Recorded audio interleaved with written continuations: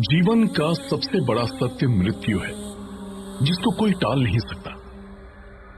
जन्म और मृत्यु दोनों का निश्चित समय होता है, लेकिन कभी कभी कुछ लोगों की आकस्मिक मृत्यु यानी एक्सीडेंटल डेथ हो जाती है, जैसे अचानक किसी दुर्घटना का शिकार हो जाना। कहते हैं इस तरह की मृत्यु में व्यक्ति की आत्मा प्रेत बनकर भटकती रहती है, और कभी कभी ये भटकती हुई आत्माएं बिना किसी ठोस वजह के आने जाने वाले लोगों को परेशान करती है, क्योंकि इनके अंदर बहुत गुस्सा भरा हुआ होता है।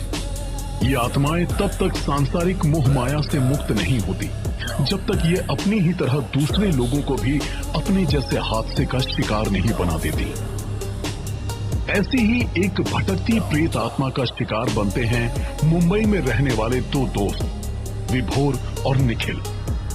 ये दोनों लड़के कुछ एक साल पहले ही दिल्ली से मुंबई शिफ्ट हुए थे।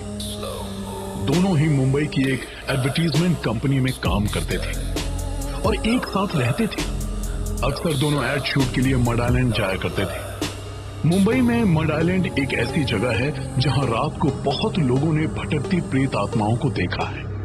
वहां रात को काफी लोगों के एक्सीडेंट भी हो चुके थे। विभोर और निखिल ने भी अपने ऑफिस के लोगों से इस बारे में सुना था।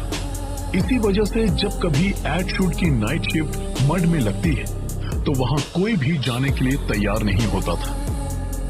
ऑफिस में अपने को वर्कर्स के इस डर को देखकर विभोर और निखिल उनका मजाक उड़ाया करते थे।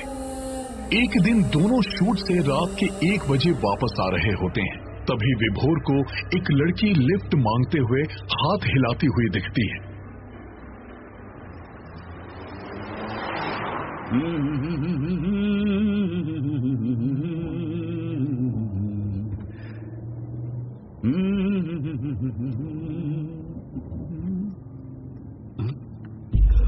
निखिल, तूने देखा वो एक लड़की ने लिफ्ट मांगने के लिए हाथ आगे किया? यार तू ना ऑफिस वालों की गॉसिप पे मत आया कर। जब से उन्होंने मड का भूतिया किस्सा तुझे सुनाया ना, तभी से तुझे कोई ना कोई लिफ्ट मांगता हुआ दिखता है। टाइम देख, रात के 1 बज रहे हैं, खाली सुनसान सड़कें हैं। यहाँ तुझसे कौन लिफ्ट मांगेगा? भूत या चुड़ैल? वैसे कोई खूबसूरत चुड़ैल होगी ना, मैं लिफ्ट दे दूंगा। तू बोल तो पीछे लूंगा नहीं। हाँ यार अब तू मजाक मत उड़ा। मैं भी इन सब कहानियों पर विश्वास नहीं करता, लेकिन अभी मैंने सच में एक लड़की को हाथ हिलाते हुए देखा, जैसे वो हमसे लिफ्ट मांग रही हो। और वैसे हम दोनों भी तो रात के 1 बजे इस रास्ते से जा रहे हैं। हो सकता है कि वो हमारी तरह किसी शूटिंग से आ रही हो और अचानक उसकी कार खराब हो गई हो। हो सकता है, हो तो कुछ भी सकता है, लेकिन बॉस मुझे कोई नहीं दिखा। अब तू चुपचाप बैठ, मुझे शांति से ड्राइव करने दे। यार आराम से चल, ये एक्सीडेंट प्रोन एरिया है। यार तू मुझे ड्राइव करने दे, अभी तूने अपने बाइक की स्पीड देखी कहाँ है?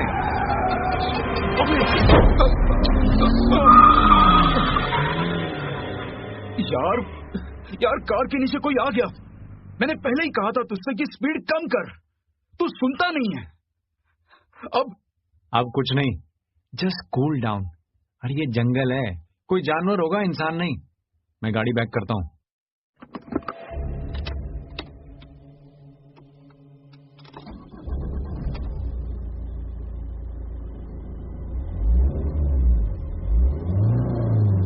अब क्या हुआ? यार ऐसा लग रहा है टायर में कुछ अटक रहा है, शायद कोई बड़ा जानवर है। तू देख जरा।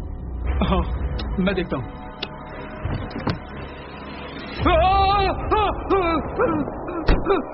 अबे क्या हुआ? तू कांप क्यों रहा है? वो क्या? वो आराम से बता, क्या हुआ? भाई गाड़ी के नीचे कोई जानवर नहीं, एक लड़की आ गई है। क्या? अबे तू पागल तो नहीं हो गया? लड़की होती तो दिखती नहीं सड़क पर है। तो रुक, मैं देखता हूँ। यार विभोर, तूने तो मुझे डरा ही दिया था। यहाँ तो कोई नहीं है, ना जानवर और ना ही कोई इंसान, बस एक बड़ा पत्थर है। भाई तू एक काम कर, टायर के नीचे जो पत्थर है ना, उसको हटा, मैं गाड़ी स्टार्ट करता हूँ। कर लेगा ना? हाँ हाँ। विभोर जैसे ही पत्थर को खिसकाने के लिए झुकता है, उसके हाथ को कोई जोर से पकड़ लेता है।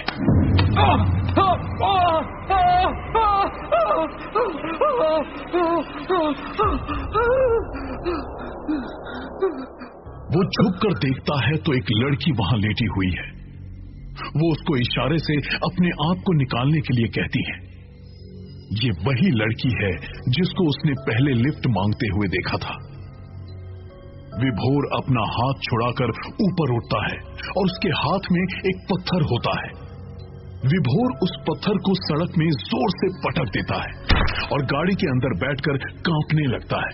निखिल उसको देखता है और कहता है, क्या हुआ भाई? इतना बड़ा पत्थर भी नहीं है जो तेरे पसीने निकल गए। विभोर निखिल की बात का कोई जवाब नहीं देता, क्योंकि उसको अभी तक समझ नहीं आ रहा था कि उसको सच में लड़की दिखी या वो वहम था। विभोर अपने डर को छुपाने की कोशिश करता है। निखिल उसको देखकर हंसता है। घर पहुंचकर भी विभोर अपने रूम में चले जाता है। उसको रात भर उस लड़की का चेहरा दिखता है जिसकी वजह से वो सो नहीं पाता। अगले दिन सुबह सुबह कोई उनके फ्लैट की बेल बजाता है। यार विभोर यार देखना कौन सुबह सुबह बेल बजा रहा है यार। शायद दूध वाला होगा। यार पर अभी तो 6 बजे हैं, वो तो 8 बजे तक आता है। अच्छा ठीक है, मैं देखता हूँ भाई।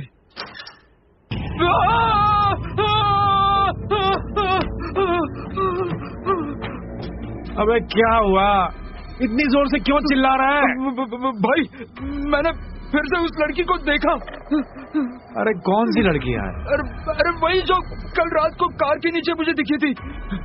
यार तू पागल है क्या? रात को कार के नीचे कोई लड़की नहीं थी। एक बड़ा पत्थर जरूर आ गया था जिसको तूने ही उठाकर रोड साइड में रखा था। विभोर मुझे लग रहा है कि तुझे हेल्यूसिनेशन हो रहा है यार। तू एक काम कर, फिलहाल अंदर चल और रात छुट्टी ले ले। तू आज घर पे रेस्ट कर। लेकिन भाई मैं सच कह रहा हूँ। अरे तू अभी अंदर चलकर बात करते हैं।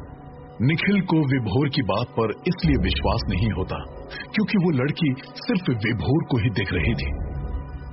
उधर विभोर इस बात से अनजान था कि वो लड़की एक भटकती हुई प्रेत आत्मा है जो विभोर और निखिल के पीछे पड़ चुकी थी।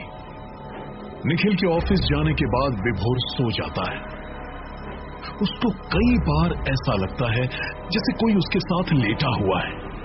विभोर रूम से उठकर बाहर जाने की कोशिश करता है, लेकिन दरवाजा खुद बंद हो जाता है। कौन है? कौन है?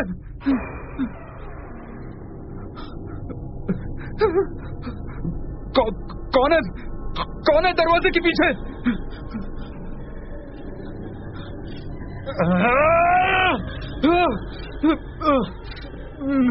मैंने क्या बिगाड़ा है तुम्हारा? कौन हो तुम? क्या चाहिए तुम्हें? भूल गया? आज सुबह ही तो मिले हैं, कल रात भी मिले और अब तो मिलते रहेंगे जब तक तू मुझे वहां से मुक्त नहीं कराएगा। विभोर और निखिल के घर में उनके साथ एक भटकती हुई आत्मा आ गई थी, लेकिन वो सिर्फ विभोर को ही दिख रही थी। डर के कारण विभोर बेहोश हो गया था। विभोर को होश आता है तब तक शाम हो चुकी थी। थोड़ी देर में निखिल एक लड़की के साथ घर आता है।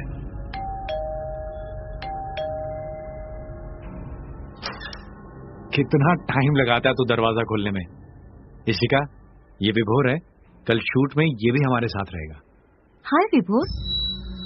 अरे विभोर कहाँ खोया हुआ है? वो तुझे ग्रीट कर रही है। एटलीस्ट रिप्लाई तो कर। इट्स ओके निखिल, इनको देखकर लगता है ये कोई हॉरर फिल्म देखकर सदमे में है। सही कहा ना मैंने? ये और हॉरर फिल्म, इसके बारे में मैं तुम्हें बाद में बताता हूँ। अभी तुम उस रूम में जाकर फ्रेश हो जाओ। ओके। जैसे ही इशिका रूम में अंदर जाती है, निखिल विभोर को दूसरे रूम में लेकर जाता है। ये तुझे क्या हो गया विभोर? जब से दरवाजा खोला है तो तब से इशिका को घूर रहा है। अब ये मत कहना कि ये वही लड़की है जो तुझे कल रात से दिख रही है। इतना स्कैरी रिएक्शन मत दे यार, मैं मजाक कर रहा था। ये हमारे नेक्स्ट एड शूट की मॉडल है और जब तक शूटिंग पूरी नहीं होती ये हमारे साथ ही रहेगी। विभोर, अरे कुछ बोलेगा? कैसा बिहेव कर रहा है यार? मुझे लगता है तुझे डॉक्टर के पास जाना चाहिए। फॉर गॉड सेक से समथिंग।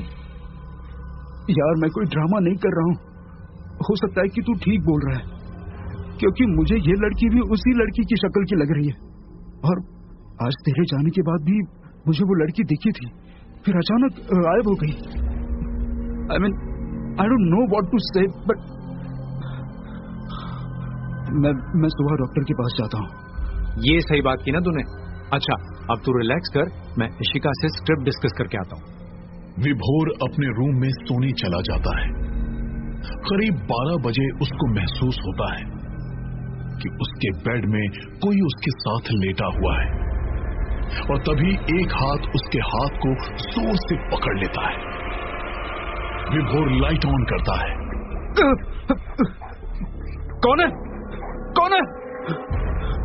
कौन है? कौन है? प्लीज सामने आओ, सामने आओ। सामने आऊंगी तो डरोगी तो नहीं?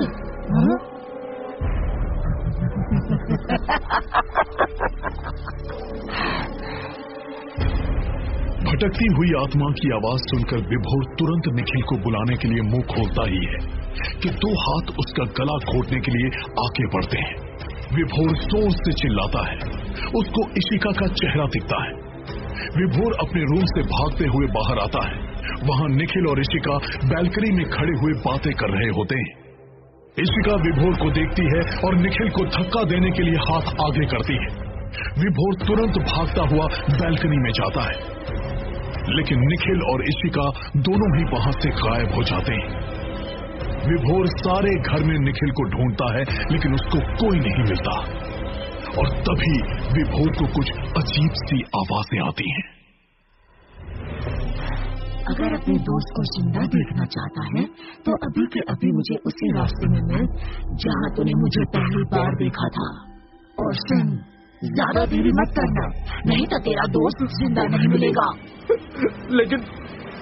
लेकिन तुम हो कौन और हमारे पीछे क्यों पड़ी हो? तेरे सारे सवालों के जवाब वही मिलेंगे। अब जल्दी जा, नहीं तो तेरा दोस्त नहीं बचेगा।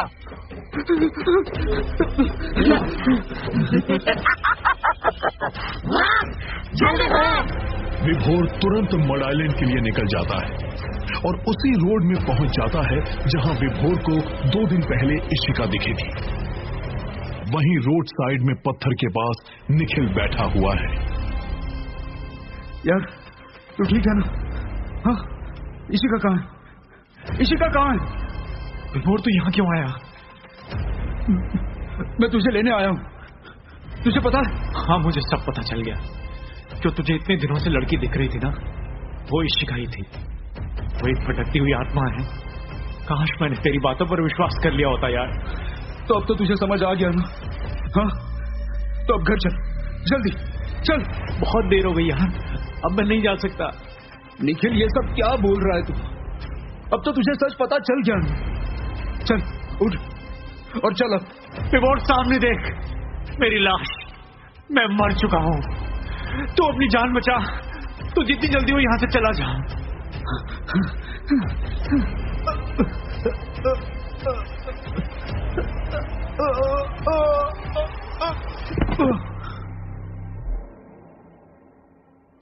विभोर निखिल की लाश देखकर जमीन पर गिर जाता है और स्ट्रोक से उसकी मौत हो जाती है। कुछ दिनों बाद रात 1 बजे उसी जगह